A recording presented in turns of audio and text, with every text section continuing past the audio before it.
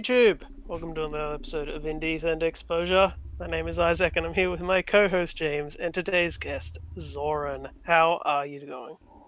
Hello, I'm okay. Just got up, so I'm kinda still half asleep. Oh dear. Aren't we all? Yeah, time zones are a real bitch.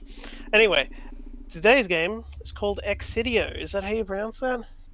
Yes, that's Alright. Latin for distraction. I found that on internet. Okay, right. Let's hit go then. Alright. I haven't asked yet how long ago you started development on this, but was this inspired by the upcoming Godzilla vs. King Kong Well, movie? I'm huge fan of Godzilla movies from the old time already. Since the first one, since I was little, I watched Godzilla movies and I love them. And ever since then, I wanted to play a game like that. You know, so you can just go freely around the world and destroy the buildings. So yeah, it is kind of inspired by the Godzilla movies. Right. Not necessarily the new one. I tried to make it look like if you remember the Digimons. Digimon, okay. Yeah, kind of like Zudamon, if you know which one is that. Spikes like things on his back, they're crystals. They are not really spikes like Godzilla's, they are more like crystals. Did you have any concerns about copyright? Does it worry you that you may get a cease and desist from whoever owns the property? Well, I think personally it looks different enough. I mean, different color, different those crystals on the back, different attacks. Before it was much more like Godzilla, but over the time I completely tried to revamp it as much as I could. There's no tail. If anything, I think it looks more like Gamera if you watch the Gamera movies. Before, when you charge energy, it would charge from the back to the front like Godzilla's, and I changed that too, so I don't have any. I don't have as much as connection to Godzilla as possible, but whenever you try to make some giant kaiju, it will always be connected to Godzilla. So, Godzilla here is made out of voxels, and I think like the buildings were as well. Was it difficult to animate him using voxels? No. It's just like any other model. Was it difficult to model Hexadeo? No, I actually have no knowledge of 3D modeling, so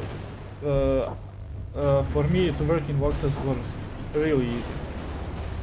I try to make him as heavy as to feel heavy. I don't know if you can tell. I really spent a long time tweaking the animations and the speed of walking to make him feel heavy and strong. I actually had quite a problem with voxel models and physics destruction in Unreal. For some reason, sometimes it would work on some models and on some models it would not. How did you work around that problem? I actually found a model that kind of works and just kept updating on that one. I honestly, I don't have idea why some models work sometimes. Sometimes I would even implement the same model of the building with different save files and it wouldn't work. I hate working with AI. I can't describe you how much I hate working with AI. Did you experience problems making the AI? Oh, so many problems. They would go on the other side of the city and not come to me. They would fire then move, and start so many things. I did manage to improve it for this new version that's coming out, but I'm still not completely 100% happy with it. Have you made games before this, and are you a programmer naturally? Well, I do know some coding. Been working on few prototypes, but this is my first commercial game. And I worked in Unity before. So what made you swap over to Unreal for this? I don't know. Unreal just seemed like easier. In Unity, I would often have to in Unity, they are just. It's not like you can just start and play and work, you have to download many additional things to start working.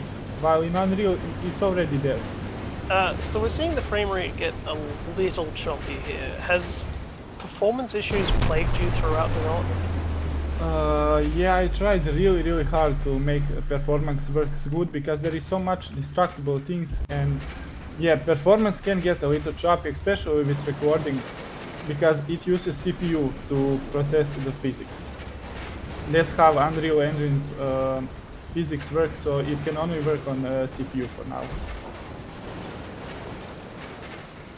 I couldn't split the GPU to work on physics and some other things. It has to be on CPU for now. At some point there were splashes in water from the destruction, but it was just horrible for FPS. The amount of tanks. Yeah, too many. They would definitely increase performance. The game is actually optimized to have like 10 enemies at most, so I'm actually real proud that it works with so much of them. Turn the HUD back on for a moment. So the numbers for the damage that you've caused, is that based in any kind of reality? Or is it like secretly linked to the amount of particles that generate or something? Well, actually each building has value of damage in a range, so when you destroy it, it shows us random in that range. And I kind of just thought, well, this building would cost this much if it was damaged, and I added it like that. Did you have to research what buildings are worth? Yeah, I actually did kind of look up to how much would the cost be for like destruction of the building that size. The car damage, actually, I looked up the models of the asset and kind of thought, well, this looks like this kind of car and it would cost like that much and that much. Like the sports car is much more expensive to destroy than the simple family car or a taxi or jeep. Alright, so this is just kind of a sandbox to get in and have some fun. What are your plans in terms of, I don't know, like a campaign or other game modes going forward? I would like to create campaign, and I'm thinking about the story. I have something worked out. I would like it to take place mixing kaijus and human perspective. And I have this idea of visiting the kaiju world. You know, in my universe, they came from Portal, and I would like if I could explore that portal That's more. gone a bit high. Yeah, that would high.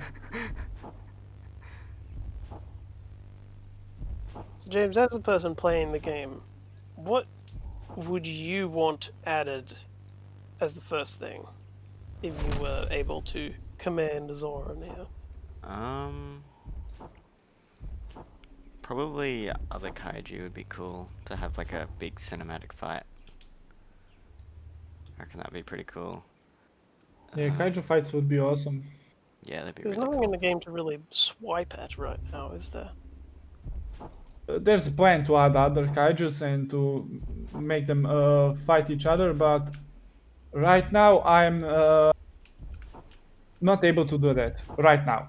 But somewhere in the future I will try to implement it. I'm already working on a new kaiju that you can control, and the plan is to have multiple kaijus with different abilities, so each one will play differently. Excidio is like kind of Godzilla-like kaiju. He can fire that energy comet, he can fire smaller blasts. Yeah, exactly, energy comet.